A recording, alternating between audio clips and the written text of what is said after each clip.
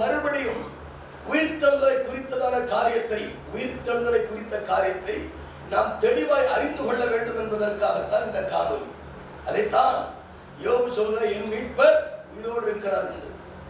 உயிரோடு இருக்கிறார் என்று பழைய ஏற்பாட்டில் சொல்லப்பட்ட அந்த வார்த்தை புதிய ஏற்பாட்டில் கொஞ்சம் வித்தியாசமாக அங்கே வெளிப்படுத்தப்படுகிற ஒரு காரியத்தை நான் கவனிக்கிறோம். அப்போஸ்தலர் நடபடிகளின் புஸ்தகம் 1 அதிகாரம் 3 வசனத்தை நான் வாசிக்கிறேன்.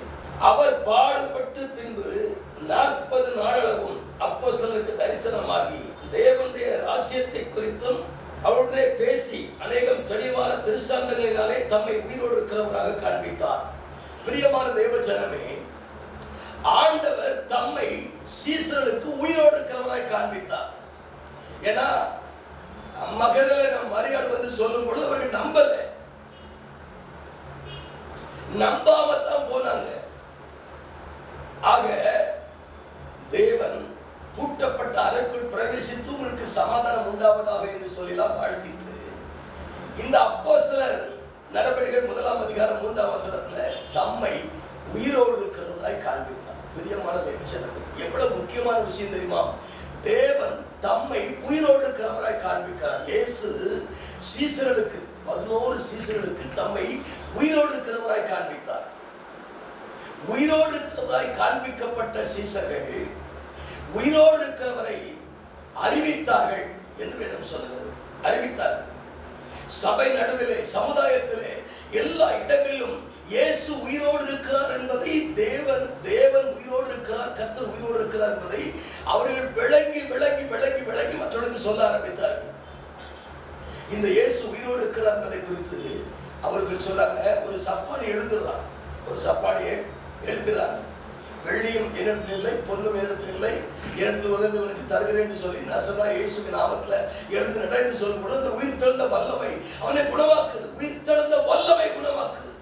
பேதுருவ யோவானை குணமாக்கவில்லை, உயிர்த்தெழுந்த வல்லமை அவனை குணமாக்குது. அவன் எழுந்து நின்று நடந்து தேவாலயத்திற்குள்ளே ஸ்தோத்திரத்தோட போனார் என்று விதம் சொல்கிறது. அப்பொழுது அங்கே இருக்கக்கூடிய வேதபாரகர், பரிசேயர், சதிசேயர் எல்லாரும் சேர்ந்து, ஆசாரியர்கள் எல்லாரும் சேர்ந்து, நீங்கள் எந்த வல்லமையினால் இதை செய்தீர்கள் என்று சொல்லும் பொழுது, உங்களால் சிலுவையில் அறையப்பட்டவரும் தேவனால் மரித்தோர்ந்து எழுப்பப்பட்டவரும் ஆகிய நசரா இயேசுவின் நாமத்தினாலே இவன் சர்வாங்க சுகத்தை பெற்றிருக்கிறான் என்று அவர் சொல்றார். இந்த உயிர்த்தெழுதலை குறித்து அவர்கள் பேசக்கூடாது என்று சொல்லுகிறார்கள்.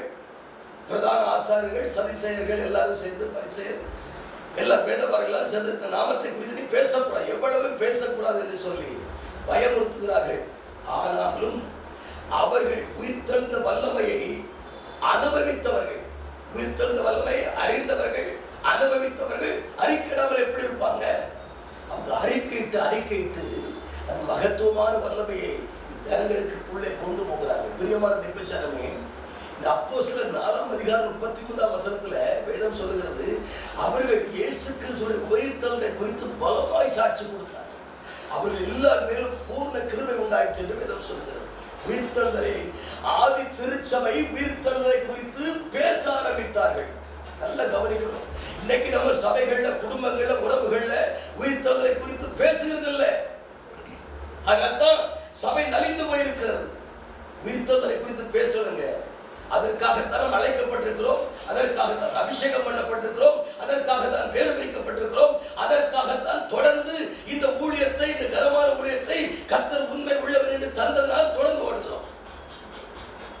உயிர்த்தெழுதலை குறித்து அறிக்கையிடுங்க. உயிர்த்தெழுதலை குறித்ததான நம்பிக்கை உண்டாகட்டும். நாம் செபிப்போம். மகா பரிசுத்தமும் கிருபையும் இரக்கமும் நிறைந்த அன்பு பிதாவே, நன்றி நிறைந்த உள்ளத்தோடு நாங்கள் நம்மை துதிக்கிறோம், ஸ்தோத்தரிக்கிறோம். ஆசீர்வதிக்கப்பட்ட அருமையான நல்ல மனமகிழ்ச்சியான நல்ல காரியங்களுக்காய் ஸ்தோத்திரம். என் மீட்பர் உயிரோடு இருக்கிறார் என்று யோபு சொன்னார்.